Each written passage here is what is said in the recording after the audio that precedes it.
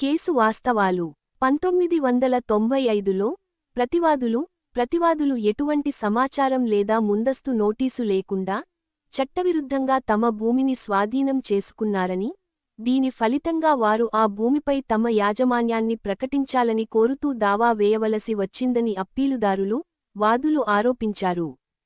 వారి ప్రకారం, భూమి యాజమాన్యం 1943 నాటిది, ఆ సమయంలో అది మొదట ఒక వ్యక్తి యాజమాన్యంలో ఉండేది. ఆ భూమి ప్రభుత్వానికి కేటాయించిన భూమి కాదని, దానిపై ప్రతివాదులకు ఏ సమయంలోనూ హక్కు లేదా ఆసక్తి లేని ప్రైవేట్ ఆస్తి అని వారు సమర్పించారు. ప్రతివాదులు ఆ భూమిపై జిల్లా విద్యా మరియు శిక్షణా సంస్థ, డయట్ భవనాన్ని నిర్మించాలనుకున్నందున, ఎటువంటి పరిహారం చెల్లించకుండా వారిని బలవంతంగా తొలగించారని వారు పేర్కొన్నారు. లో ప్రాథమిక విచారణకు అనుమతి లేదు. ప్రతివాదుల నుండి వివరణ కోరిన తరువాత, ఆ భూమి అసైన్డ్ ప్రభుత్వ భూమి అని, దానిపై తిరిగి పొందలేని హక్కులను కలిగి ఉందని మరియు ప్రభుత్వం ఎప్పుడైనా ప్రజా ప్రయోజనం కోసం కేటాయించిన భూమిని తిరిగి పొందే హక్కులను కలిగి ఉందని వారికి సమాచారం అందింది. అప్పీలుదారులు ట్రయల్ కోర్టులో ప్రతివాదుల అటువంటి వాదనను తోసిపుచ్చారు. ఇది పట్టా భూమి అని మరియు దాని స్వభావం ప్రకారం దీనిని ఎవరికీ కేటాయించలేమని వాదించారు. అప్పీలుదారులు జిల్లా కలెక్టర్కు ఒక ప్రాతినిధ్యాన్ని కూడా సమర్పించారు. ఆయన దానికి స్పందించలేదు. బాధతో, వారు సెక్షన్ 80 సిపిసి కింద నోటీసు జారీ చేశారు, భూమిని తమకు తిరిగి అప్పగించకపోతే రాష్ట్రంపై దావా వేస్తామని తెలియజేశారు. చివరికి, వారు ఒక దావా వేశారు మరియు ట్రయల్ కోర్టు వారికి అనుకూలంగా దావా వేసింది. ప్రతివాదులు దీనిని హైకోర్టులో సవాలు చేశారు, అది వారి అప్పీల్ను అనుమతించింది. అందువల్ల, అప్పీలుదారులు అపెక్స్ కోర్టు ముందు ఉన్నారు. రీజనింగ్ ఈ కేసును పైన పేర్కొన్న సందర్భంలో సుప్రీంకోర్టు ఇలా చెప్పింది: సిపిసి సెక్షన్ 80 వెనుక ఉన్న ప్రాథమిక లక్ష్యం ఏమిటంటే, ప్రభుత్వానికి లేదా ప్రభుత్వ అధికారికి ఒక క్లెయిమ్ యొక్క చట్టపరమైన యోగ్యతలను అంచనా వేయడానికి మరియు అది న్యాయమైనది మరియు సహేతుకమైనదిగా కనిపిస్తే దాన్ని పరిష్కరించడానికి అవకాశం కల్పించడం. ప్రైవేట్ పార్టీల మాదిరిగా కాకుండా, ప్రభుత్వం ఈ విషయాన్ని నిష్పాక్షికంగా మరియు నిష్పాక్షికంగా మూల్యాంకనం చేసి, తగిన న్యాయ సలహా తీసుకొని, సెక్షన్ నిర్దేశించిన 2 నెలల వ్యవధిలో ప్రజా ప్రయోజనాల కోసం నిర్ణయాలు తీసుకుంటుందని మరియు అనవసరమైన వ్యాజ్యాలను నివారించడం ద్వారా సమయం మరియు పన్ను చెల్లింపుదారుల డబ్బు రెండింటినీ ఆదా చేయడానికి ఇది ఉపయోగపడుతుందని కోర్టు జోడించింది. ప్రజా నిధులు అనవసరమైన చట్టపరమైన పోరాటాలకు వృధా కాకుండా చూసుకోవడమే శాసన ఉద్దేశ్యం.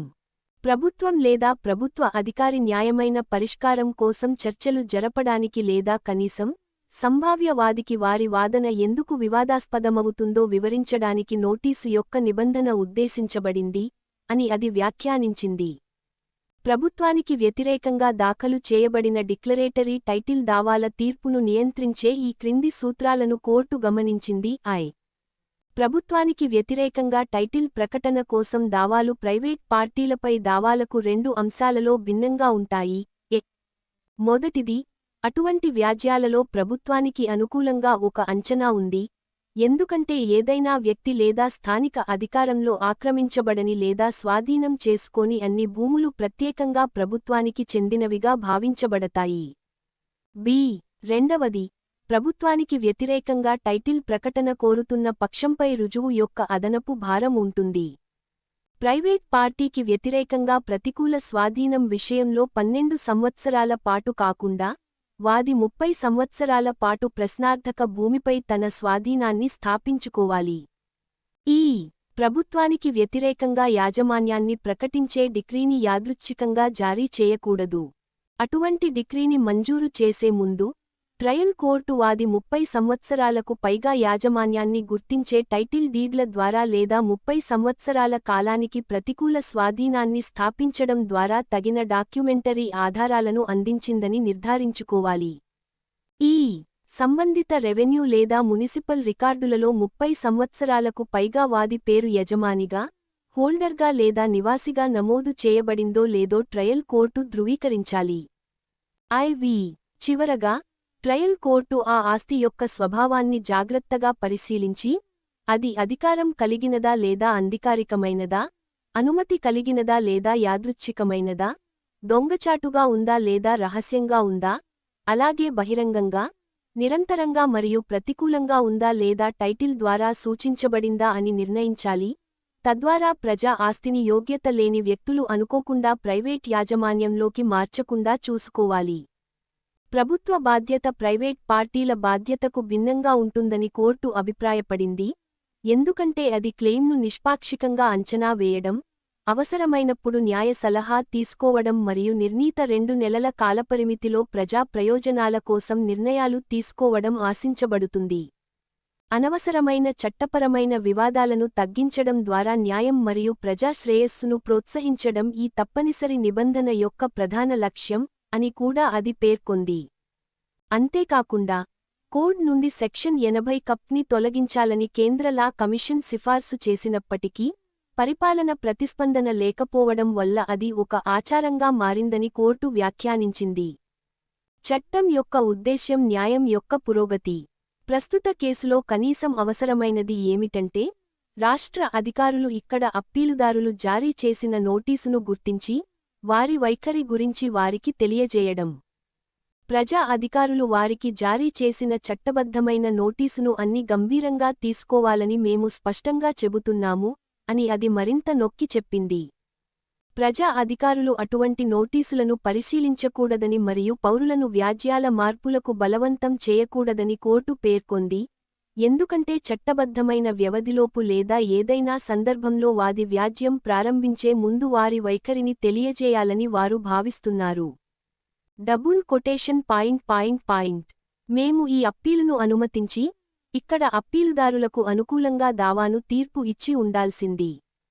అప్పీలుదారులను తిరిగి స్వాధీనం చేసుకోవాలని మేము రాష్ట్ర అధికారులను ఆదేశించగలిగేవాళ్లం. అయితే అటువంటి డిక్రీని అమలు చేయడం చాలా కష్టం కాబట్టి అటువంటి డిక్రీని ఆమోదించడం చాలా ఆలస్యం అయింది. దాదాపు 30 సంవత్సరాల క్రితం నిర్మాణం పూర్తయింది. దావా భూమిపై నిర్మించిన నిర్మాణంలోని ఆ భాగాన్ని కూల్చివేయమని రాష్ట్ర అధికారులను అడగడం ఈ కోర్టుకు చాలా కష్టం.